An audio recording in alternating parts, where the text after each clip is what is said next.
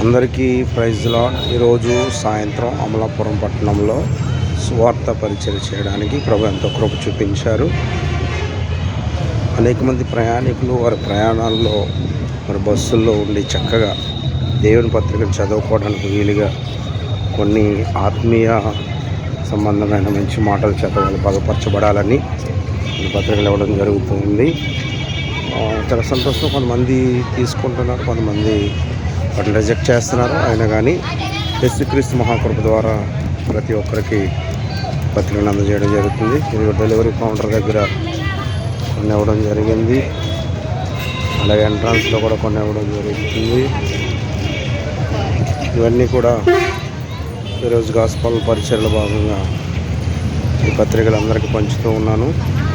ప్రార్థన చేయండి. కొంతమంది వ్యతిరేకిస్తూ ఉన్నారు, కొంతమంది యాక్సెప్ట్ చేస్తున్నారు, కొంతమంది నిర్ముఖంగా వాటిని తీసుకోవడానికి ప్రయత్నం చేస్తున్నారు. ఏదేమైనా దేవుని రాజ్య సువార్త ప్రకటించబడడానికి చేస్తూ ఉన్న ఈ పరిచయను గూర్చి మీరు అందరూ ప్రార్థన చేయండి.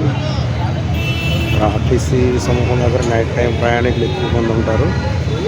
దాన్ని బట్టి నైట్ టైం ప్రాంతానికి రావడం జరుగుతుంది.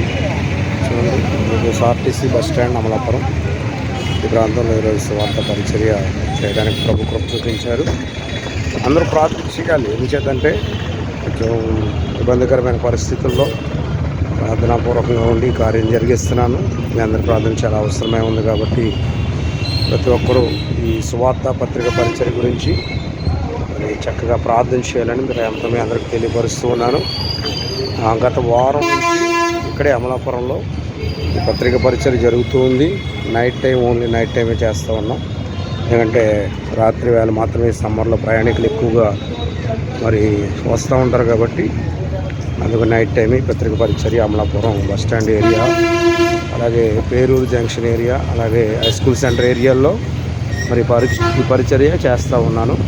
మీరందరూ ప్రార్థించేయండి. దయచేసి మీ ప్రతిరోజు మీ వ్యక్తిగత ప్రార్థనలో నన్ను జ్ఞాపకం చేసుకుని ఈ పరిచర్లో ప్రభు మరింత బలంగా వాడుకోవాలని మరిస్తూ ఉన్న ఈ పత్రికలు దేవుని తెలుసుకోవడం ఎట్లు, త్రాగుడు నష్టాన్ని గణించావా అనే ఈ పత్రికలు మరి తీసుకున్న వారందరూ చదివి రక్షణ మారుమనసు పొందాలని వారందరూ ప్రార్థించాలని ప్రాంతం మీకు తెలియపరుస్తున్నాను. అందరికీ వందనాలండి.